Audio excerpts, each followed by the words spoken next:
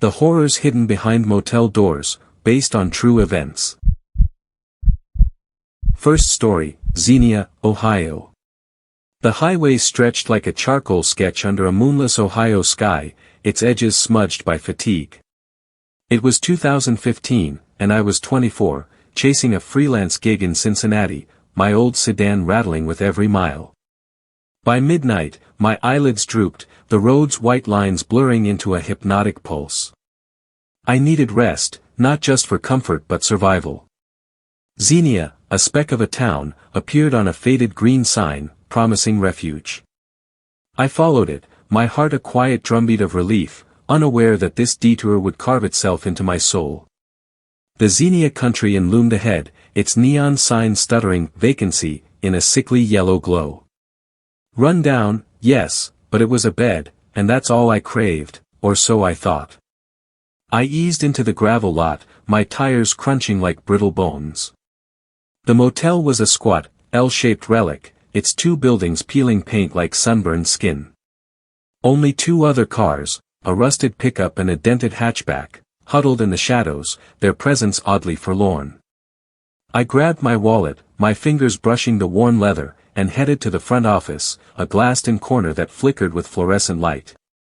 Inside, the air was thick, heavy with the scent of old coffee and dust. A tabletop fan buzzed like a trapped wasp, stirring papers on a cluttered desk. Behind it sat an old man, his face a map of wrinkles, engrossed in a newspaper.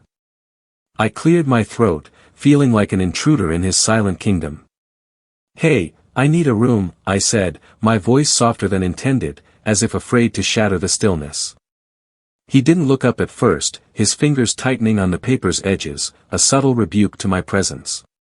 Then, slowly, his eyes, gray and glassy, met mine. 65, he rasped, his voice like gravel scraped across stone. I assumed he meant dollars, not questions, and slid my credit card across the counter, its surface sticky with some unnameable residue. "Any chance for a corner room?" I asked, hoping for a quiet nook. His lips twitched, not a smile but a dismissal. No, the word landed like a gavel, final and cold. I swallowed my disappointment, sensing this man's world was one of rigid boundaries, his thoughts locked behind those unyielding eyes. He handed me a brass key, heavy and old-fashioned, dangling on a blank ring. No key cards here, just relics of a bygone era, like the man himself. Crossing the lot, I felt the night's chill seep through my jacket, the key a cold weight in my palm. The door to room 12 was stubborn, its lock resisting like a petulant child. I jiggled the key, my patience fraying, until it finally turned with a grudging click. Before stepping inside, I glanced around, the emptiness of the lot pressing against me. Those two cars sat like silent sentinels, their windows dark. A prickle of unease danced up my spine, but I shook it off. Exhaustion, I told myself. The room greeted me with a stench, a sour blend of mildew and something acrid, like vomit left to fester. The carpet, a faded blue, was threadbare, its stains whispering neglect. A sagging couch, a chipped coffee table, and a bed with a lumpy mattress completed the grim tableau. I shut the door, but locking it was another battle, the key sticking as if mocking my need for safety. After 30 seconds of wrestling, I gave up, the door wouldn't budge when I tugged, and that seemed enough. My younger self was too tired to care, too trusting of locked doors and quiet nights. I collapsed onto the bed, the springs groaning under my weight, a chorus of ancient complaints. The mattress sagged, cradling me in its worn embrace, and I fumbled for the TV remote, hoping for distraction. It was dead, of course, its batteries probably pilfered years ago. I sighed, pulling the thin blanket over me, its fabric rough against my skin. Sleep tugged at me, but before I could surrender, a thunderous thump shook the window. My heart lurched, and I bolted upright, eyes darting to the glass. A man stood outside, his face pale and frantic, hands pressed against the pane. "Please, let me in," he shouted, his voice cracking. "I'm hurt, I need help." His eyes locked onto mine, wide with desperation, or so it seemed. I froze, my pulse a wild staccato. Go to the front desk. I yelled back, my voice sharp with suspicion. His pleas continued, but something in his tone, a rehearsed edge, set my nerves alight. This wasn't help, this was a lure. I stayed rooted, ignoring him until he slunk away, swallowed by the dark. I yanked the curtains shut, their faded fabric trembling in my grip, and checked the door again, tugging hard. It held. My breath steadied, but the encounter left a residue of dread, like oil on my skin. Sleep came fitfully, a half-dream of running through a shuttered supermarket, chased by a faceless figure. Clicking sounds invaded the dream, sharp and rhythmic, pulling me awake. The room was cold, unnaturally so, the air heavy with a presence I couldn't name. My blanket was gone, pooled on the floor. I sat up, heart hammering, and then I saw it, a silhouette at the foot of the bed, tall and looming, its edges blurred in the dimness. Before I could scream, a finger pressed to unseen lips. Shoo, it hissed, a voice low and deliberate. Don't move, and I won't hurt you. My body locked, every muscle taut, as fear clawed at my throat. Where's your wallet? It demanded. I pointed to my jeans, crumpled on the floor, my voice a whisper, in the pocket. The figure moved, a shadow gliding with predatory grace, rifling through the denim. I heard the faint clink of coins, the rustle of leather. What else you got? It asked, its tone flat, expectant. Nothing, I managed, my mind racing with images of violence. Just, on a road trip. It paused, as if weighing my words, then slipped out, the door clicking shut behind it. I lunged for the door, fumbling to lock it, the key still defiant. My hands shook as I dialed 911, the operator's calm questions a stark contrast to my panic. Someone broke in, I stammered, my voice raw. He took my wallet. The police arrived, but their search yielded nothing, no fingerprints, no trace. The old man at the desk, now wearing a threadbare cardigan, played back grainy security footage.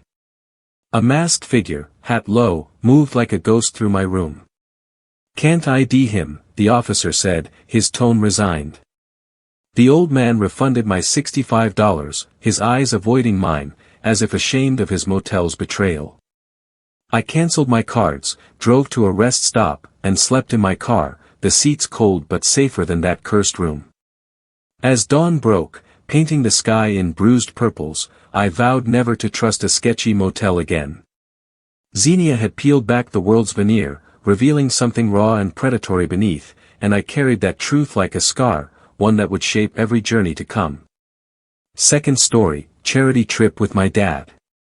Last year, the call to help came like a quiet thunderclap, stirring my dad and me into action. A small coastal town, battered by relentless rains, lay drowning in the aftermath of floods. Dad, a man whose hands were as steady as his convictions, rallied our community to gather supplies, clothes, blankets, toys, piling our old pickup until it groaned under the weight of generosity. I joined him, driven by a restless need to do something tangible, to mend a fracture in the world. We set out at dawn, the truck's engine rumbling like a promise, but by the second night, our plan unraveled, landing us in a motel that felt like a trap woven from shadows. The memory of that place still coils in my gut, a knot of fear and unanswered questions. Our first night was spent in a seaside hotel, its windows framing the ocean's restless churn. Dad and I, sprawled on stiff beds, watched the Blair Witch Project on my laptop, the hotel's Wi-Fi a rare luxury. The film's grainy terror seeped into me, its images of haunted woods lingering like a bad taste. You scared, Ethan? Dad teased, his grin wide, but his eyes held a flicker of concern, as if he sensed my unease. I laughed it off, not wanting to seem fragile, but sleep eluded me, the movie's dread curling in my mind. The next day, we delivered supplies, shaking hands with grateful families, their smiles a balm for our tired bones. But Mom called that evening, her voice tight, every hotel was booked. She'd found us a motel, a last resort, nestled 100 meters from a trailer park, its silhouette framed by a dry lake bed and a thicket of gnarled trees. I felt a twinge of apprehension, but Dad's nod was resolute. "We'll manage," he said, and I clung to his certainty. The motel emerged from the dusk like a forgotten relic, its single-story facade sagging under years of neglect. A sign, half-lit, read "Lakeview Rest," though the lake hadn't held water in 2 decades. The air was heavy with pine and damp earth, the trailer park's faint lights winking through the trees. Inside the office, we met Edith, a wiry woman with silver hair and a smile that warmed the room. She chattered about the motel's quirks, weak water pressure, spotty Wi-Fi, and the lake's long drought, her voice a soothing hum. But her husband, Victor, was a specter in human form. Tall and gaunt, his face was a canvas of sagging skin, his eyes ringed with dark hollows that seemed to swallow light. He stood silent, watching us, his presence a cold weight. "He's just shy," Edith said, her laugh forced, but I caught Victor's gaze, sharp and unyielding, and wondered what secrets he guarded. Dad's hand tightened on my shoulder, a silent signal, he felt it too. We spent the day hauling supplies, then sought refuge in a pizza joint and a late movie, delaying our return to the motel's eerie embrace. The film, a forgettable thriller, stirred echoes of Blair Witch, and I cursed our choice. By 8 p.m., the motel lot was a pool of darkness, the truck's headlights carving fleeting paths. Unloading our bags, I spotted a small sack of children's clothes tucked beneath the spare tire, its fabric soft and worn. "Let's drop it at the trailer park," Dad suggested, his voice warm with purpose.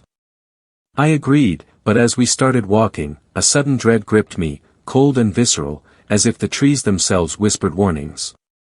I stopped, my breath shallow. "Let's not," I said, my voice barely audible. Dad frowned, his eyes searching mine, but he nodded. We pivoted to the office, asking Victor to pass the clothes along, neighbors helping neighbors. His eyes widened, a flash of something, fear, anger, crossing his face. "No way in hell," he spat, his voice a low growl. "I don't go there." He stormed off, leaving Edith's apologetic smile in his wake. Dad and I exchanged a look, our unease now a shared pulse. We'd take the clothes home, we decided, the trailer park's mystery too dark to probe. Back in our room, the air was stale, the walls paper-thin. I showered, the water tepid, and crawled into bed, the mattress creaking like a warning. Dad's snores filled the room, a familiar rhythm, but at 2:17 a.m., they woke me, grating against my frayed nerves. I grabbed my phone, its glow a small comfort, and read a novel, my body angled toward the door. Outside, cars roared up the driveway, their engines a reckless snarl. I dismissed it as local kids, but then a bright blue light seeped through the door's cracks, pulsing like a heartbeat. Whispers followed, soft and indecipherable, slithering into the room. My heart climbed into my throat, my hands trembling as I clutched the phone. The door handle rattled, a slow, deliberate twist, and I was paralyzed, my mind screaming to move but my body a statue. The light vanished, the whispers ceased, and silence crashed in, heavy and oppressive. I sat frozen, minutes stretching into eternity, until I found my voice. "Dad," I whispered, shaking him. His eyes snapped open, groggy but alert. "What's wrong?" I spilled it all, the light, the whispers, the handle. He sat up, his face a mask of calm, but his jaw was tight. "I heard something too," he admitted, his voice low. "Scratching in the walls, earlier. Thought it was nothing." He pressed a finger to his lips, his eyes narrowing. "Listen." Silence held for a moment, then it came, faint, erratic scratches, clawing from the bedframe's base. My stomach lurched, and I leapt up, my bare feet cold on the floor. "We're leaving," I said, my voice a plea. Dad nodded, his movements swift, his usual steadiness fraying at the edges. We tossed our bags together, left the key on the bed, and slipped out, the truck's engine a roar of defiance at 2:32 a.m. As we drove, the motel shrank in the rearview, its silhouette swallowed by the night. "What was that, Dad?" I asked, my voice small. He gripped the wheel, his knuckles pale. "I don't know, son. But we're not going back." That night etched itself into us, a silent pact never to speak of it fully. Dad's calm facade hid a tremor I'd never seen, a crack in the man who'd always been my anchor. Edith's warmth, I realized, masked a life tethered to Victor's darkness, her smiles a shield. And Victor, his refusal to approach the trailer park hinted at fears or sins I couldn't fathom. For me, the motel was a crucible, burning away the last of my reckless trust in strange places. Xenia had taught me caution, this night sharpened it, a blade I'd carry into every journey, especially the one that awaited with Lisa, where the unknown would wear a different, stranger face. Third story, trip with my girlfriend. Love, like a wildfire, can warm or consume, and with Lisa, it was always both. 2 years ago, our relationship was a tempest of passion and clashes, each fight a spark threatening to burn us down. Desperate to salvage what we had, we planned a weekend in the Smoky Mountains, hoping hikes and starlit vistas would mend our frayed bond.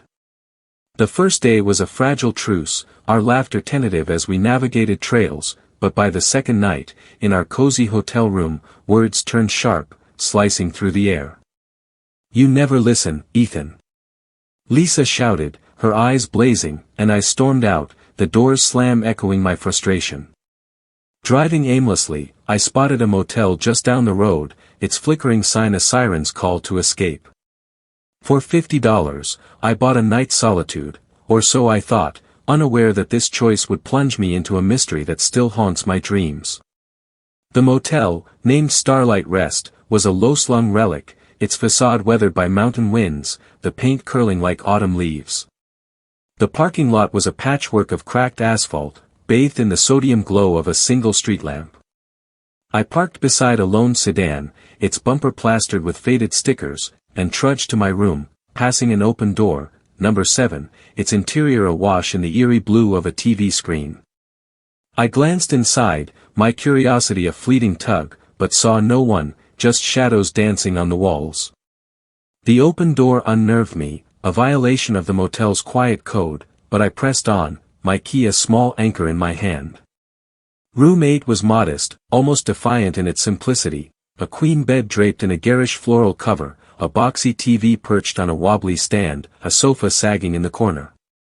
I tossed my jacket onto the bed, its springs sighing, and sank onto the mattress, my anger at Lisa mingling with a gnawing loneliness.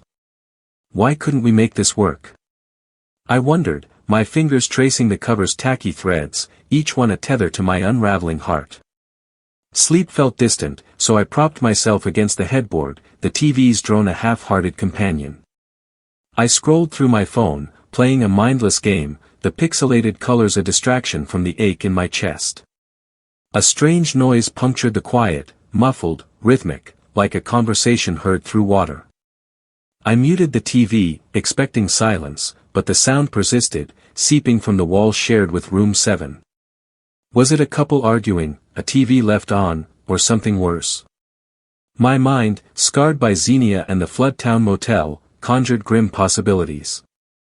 I stood, my bare feet cold on the linoleum, and pressed my ear to the wall, the plaster cool against my skin. The noise was indistinct, a tapestry of groans and murmurs, and I felt a flicker of fear, a warning from some primal corner of my soul. Then came a bang, sharp, deliberate, a fist pounding the wall. My heart stuttered, and I stepped back, my breath shallow. Another bang followed, louder, as if demanding my attention. Who was doing this, and why? I hesitated, my pulse a frantic drumbeat, but inaction felt like surrender. Xenia had taught me to trust my instincts, but the Floodtown's terror had shown me the cost of staying still. I grabbed my key, my fingers trembling, and stepped into the night, the air sharp with pine and frost. Room 7's door was still open, the blue glow spilling onto the pavement like a liquid specter. I knocked, my knuckles tentative against the frame. "Hey, is everything okay?" I called, my voice steady despite the churn in my gut. No answer. I peered inside, the TV's light casting jagged shadows across an empty bed and a vacant sofa. The bathroom door gaped, dark and unlit. I crossed the threshold, my sneakers silent on the carpet, each step a battle against my rising dread. The room was a mirror of mine, but colder, as if abandoned by warmth. I approached the TV, its screen a blank blue void, and froze. A sticky note clung to the glass, it scrawled words a gut punch, check under the bed. My breath caught, a scream trapped in my throat. I dropped the note, its flutter to the floor a faint betrayal, and bolted, slamming the door behind me. Back in room 8, I fumbled with the lock, my hands slick with sweat, and secured the chain, its clink a fragile promise of safety. My phone buzzed, Lisa, texting back after I'd sent a frantic message. Ethan, what's happening? She demanded when I called, her voice taut with worry. There's something wrong here, I stammered, my words tumbling like stones. An open room, a note, it said to check under the bed. As I spoke, another bang shook the wall, loud enough for Lisa to hear over speakerphone. Ethan, get out, she urged, her anger gone, replaced by raw fear. Run to your car or the front desk, now. Her voice was a lifeline, pulling me from panic's grip. I chose the desk, craving answers over flight, my resolve hardened by her concern. The clerk, a wiry man named Mike, leaned on the counter, his face lit by a buzzing fluorescent tube. His eyes, shadowed and wary, flicked up as I burst in. There's someone in room 7, banging on my wall. I said, my voice sharp. I need my money back. Mike's brow furrowed, his fingers tapping a nervous rhythm. No one's in 7, he said, his tone oddly certain. Or 6. Both vacant. His words landed like a stone in still water, rippling through my disbelief. That's impossible, I countered, my hands clenched. I saw the TV, a note, he cut me off, grabbing a key. Let's check. We returned to room 7, the night air biting at my skin.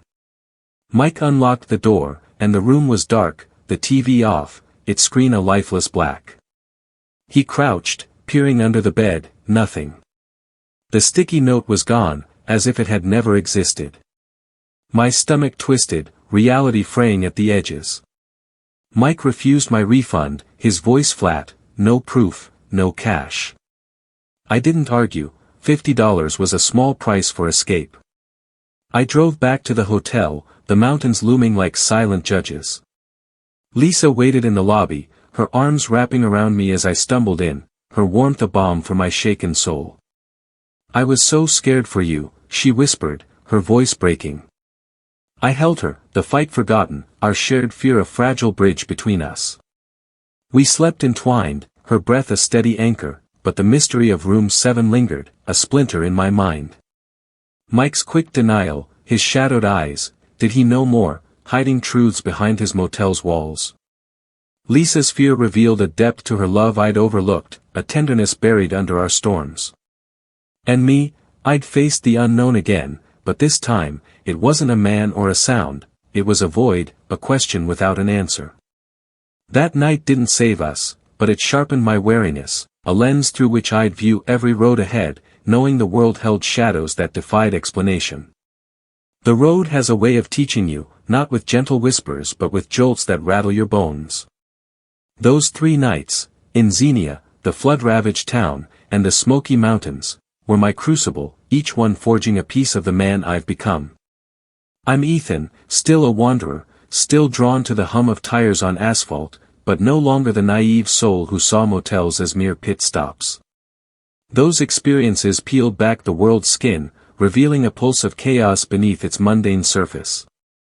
As I sit now, in a quiet diner with a coffee mug warming my hands, the neon sign outside flickering like a memory, I reflect on what those nights stole and what they gave. They're not just stories, they're scars, and this is their reckoning, a tapestry of fear and wisdom woven from the threads of my past. Xenia was my first lesson, a brutal awakening in a room that reeked of decay. The intruder's shadow, looming over my bed, was more than a thief, it was a specter of vulnerability, stripping away my illusion of safety. I can still feel the cold brass of that key, my fingers fumbling to lock a door that betrayed me. Leaving that motel, sleeping in my car under a bruised dawn, I felt a shift, a hardening, a resolve to never again be so careless. Yet, as I drove away, I wondered about the old clerk, his eyes avoiding mine as he refunded my money. Was he complicit, or just a tired man trapped in a decaying empire? His silence held a story I'll never know, but it taught me to question the gatekeepers of strange places, to see their weariness as a warning. The Floodtown Motel, with its dry lake and whispering trees, was a different beast. There, with Dad, I faced a fear that wasn't human but elemental, a presence that pulsed in the walls and glowed through the door's cracks. Fleeing at 2:32 a.m., Dad's knuckles white on the wheel, I saw a crack in his armor, a tremor in the man who'd always been my rock. "We're not going back," he'd said, his voice a vow, and I felt a bond forged in shared terror. Edith, the kind manager, lingered in my mind, her warmth a fragile shield against Victor's darkness. What tied her to that place, to a man whose refusal to approach the trailer park hinted at buried sins? I'll never know, but that night sharpened my instincts, teaching me that fear can live in silence, in the spaces between words. It was a lesson that carried me to the mountains, where the unknown wore a stranger face. The Starlight Rest, with its cryptic sticky note, was my final trial, a puzzle without a solution. The empty room, the TV's blue void, the words, "check under the bed," they were a taunt, a challenge to my courage. Running back to Lisa, her arms a sanctuary, I glimpsed a truth, even in our storms, she cared, her fear for me a light in our darkness. But Mike, the clerk, haunts me still. His quick denial, his shadowed eyes, did he know what lurked in room 7, or was he as lost as I was? His refusal to refund my $50 felt less like greed and more like a plea to move on, to leave the mystery undisturbed. That night didn't save Lisa and me, but it clarified my path, etching a wariness into my bones. I left the mountains changed, my trust in the world's edges frayed, my eyes sharper for the shadows that linger in plain sight. These motels, with their creaking floors and flickering signs, are more than buildings, they're thresholds, places where the veil between comfort and chaos thins. The buzz of neon, the weight of a key, the flicker of a TV in an empty room, they're omens now, signals of a world that doesn't always play fair. I think of the people I met, the Xenia clerk, his newspaper a shield, Edith, her smiles a mask, Mike, his denial a locked door. Each carried their own burdens, their own ghosts, and I wonder what they saw in me, a weary traveler, a spark of fear in his eyes, a man stumbling into their worlds. I carry them with me, their faces etched in the margins of my story, reminders that every stranger has a tale, and not all are kind. I still travel, the roads call too strong to resist. Last month, I stopped at a diner in Nevada, its counter sticky with syrup, and overheard a trucker talking about a motel where things move in the dark. I smiled, my coffee cup steady in my hand, but my heart quickened. "You believe that stuff?" I asked, my voice light but probing. He shrugged, his eyes distant. "Seen enough to wonder." His words echoed my own thoughts, a mirror to the lessons I've learned. I research now, reviews, locks, exit routes, before booking a room. I check the curtains, test the bolts, listen for sounds that don't belong. Xenia taught me caution, the Floodtown honed it, the mountains made it a reflex. Yet, there's a thrill in it, a dance with the unknown that keeps me moving, keeps me alive. Lisa and I parted ways a year after the mountains, our love too heavy to carry. "You're always chasing something, Ethan," she said, her voice soft, her eyes sad. "Be careful what you find." Her words linger, a quiet prophecy. Dad, too, carries his scars, we don't speak of that night, but I see it in his tighter grip on the wheel when we pass remote motels. The road has changed us all, but it's also given me clarity. Those horrors were outliers, rare fractures in a world brimming with beauty, sunsets over canyons, diners with warm pie, strangers with stories that don't end in fear. I've learned to balance vigilance with wonder, to keep my eyes open but my heart unbarred. As I finish this tale, the diner's jukebox hums a lonesome tune, and I glance outside, where the highway stretches into the dusk.